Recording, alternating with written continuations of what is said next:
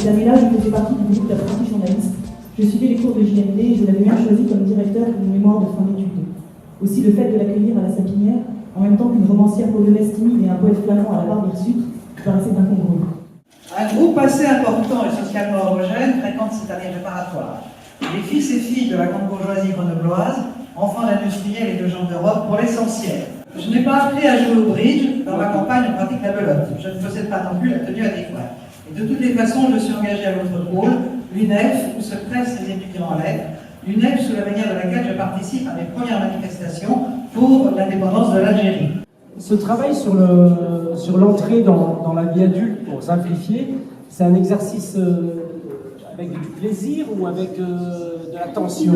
Ça m'a tout de suite enchanté parce que j'étais ici, j'étais place de Renette devant un verre, et tout ça était presque magique, retour en arrière des décennies plus tôt, et donc j'ai fait comme ça pratiquement dans la soirée. Sciences Po ne peut pas faire un livre banal. Si on faisait un livre avec des vieilles photos de tout le monde, racontant en long en large à travers l'histoire, on aurait été pénible. Et Sciences Po méritait mieux que ça. Quand tu parlais d'esprit des lieux tout au long de la journée, moi, si je dois parler d'esprit des lieux, c'est l'art qui me vient d'abord. C'est-à-dire, c'est les patios, c'est les sculptures, c'est les tableaux d'Arcabas. Sur ce campus, l'art est partout. J'ai écrit sur les deux œuvres que vous pouvez voir ici, les deux œuvres d'Arcabas.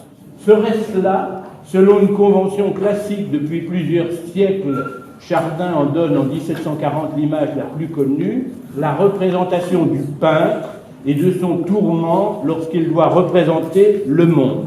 J'avais eu de la chance, j'avais bien embrassé la carrière, et je crois qu'elle me l'avait rendue en toute liberté.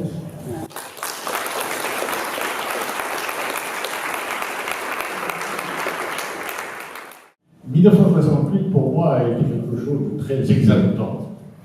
Ça a été le moment où des amitiés pour moi se sont forgées. Les premières fortes après celle de la guerre d'Algérie. En donnant carte blanche à des écrivains sur comme quelque chose qui est de l'ordre du souvenir, eh bien, il y a de la fiction qui arrive. Et ça, pour moi, c'était en fait, je n'osais pas y croire, et j'étais ravie et de la qualité et du fait qu'on soit comme ça dans l'imaginaire total et que Sciences Po puisse faire naître ça aussi.